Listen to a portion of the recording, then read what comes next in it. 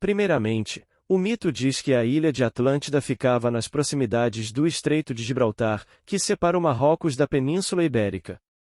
O local é mencionado como a Pilares de Hércules e era definido como o lugar em que acabava o Mediterrâneo e começava o Oceano Atlântico. O mito diz que a ilha de Atlântida era maior que a junção das terras da Líbia e da Ásia, entendida pelos gregos como a extensão territorial que ia do Egito até o Helesponto. Além disso, Atlântida formava um império que estendia os seus domínios para os continentes europeu e asiático. A Atlântida era marcada pela prosperidade e por um grande desenvolvimento tecnológico. A ilha era montanhosa, mas possuía planícies centralizadas que eram conhecidas por seus solos férteis.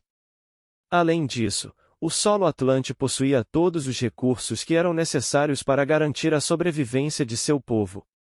O estilo de vida dos Atlantes era marcado por sua engenhosidade, e os seus campos eram conhecidos por ter um ótimo sistema de irrigação. Havia uma grande riqueza de árvores, todos os tipos de metais, os alimentos eram abundantes e havia enorme diversidade de animais. Essa grande quantidade de recursos permitia aos Atlantes ter um império próspero.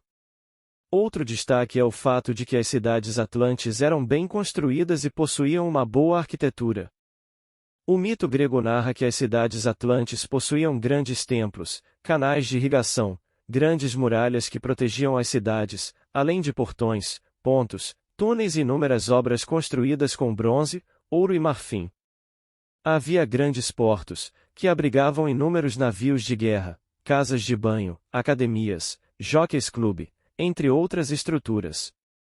A Atlântida possuía um grande exército, que poderia chegar a comportar uma tropa formada por 10.000 carros de guerra. Tamanho exército só era possível porque a população atlante era muito grande. Esse enorme poderio militar causou um grande desejo por conquistas, poder e expansão em Atlântida. Já no campo da religião, os mitos gregos contam que Atlântida era domínio de Poseidon, deus dos mares para os gregos. No centro de Atlântida havia um grande templo em homenagem a esse deus, e os rituais religiosos dos atlantes eram marcados por práticas como orações, preces e sacrifícios de touros. Qual foi o fim de Atlântida?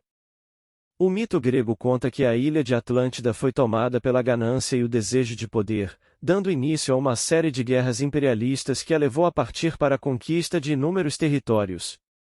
Uma dessas guerras teria sido contra Atenas, e a resistência da população ateniense fez com que os atlantes fossem derrotados no conflito. A resistência ateniense foi enorme, porque por onde os atlantes passavam, escravizavam os povos conquistados. Os atenienses, então, estavam lutando pela própria liberdade. Os gregos venceram essa guerra contra a Atlântida e conseguiram também libertar as outras terras sob o domínio atlante. O mito conta que após isso, Zeus, o deus supremo da cosmogonia grega, decidiu punir a Atlântida.